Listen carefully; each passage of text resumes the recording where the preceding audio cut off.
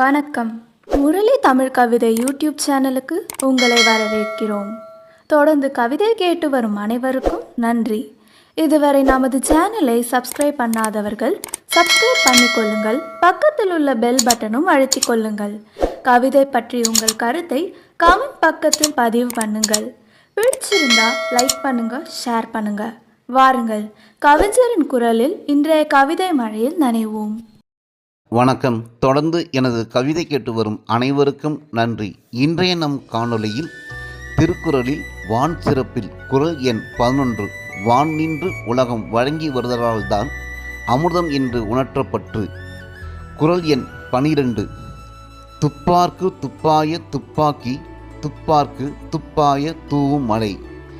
குறள் எண் 13 விண்ணின்று பொய்ப்பின் விரிநீர் வியனுலகத்து உன்னின்று உடற்றும் பசி. இந்த 3 குறளுக்குமான பொருளை கவிதையாக எழுதியிருக்கிறேன். வாருங்கள், கவிதைக்குள் செல்வோம். மெஞ்ஞானம் என்று சொல்லி மெய்வருத்தி தொழுதாலும் மெஞ்ஞானம் என்று சொல்லி மெய்வருத்தி தொழுதாலும் விஞ்ஞான வளர்ச்சியில் விண்ணை தொட்டாலும் விண்ணிலிருந்து பொழியும் மழை பெய்யாது போனால் விஞ்ஞானமும் மெஞ்ஞானமும் என்ன செய்யும்? அகிலம் பொழிவிழ்ந்து போகாதா? உழவுக்கும் தொழிலுக்கும் வழியின்றி உள்ளம் வாடாதா? பசியில் வயிறு வெந்து போகாதா? உயிரினங்கள் வாழ வழியின்றி பூமி மயானம் ஆகாதா?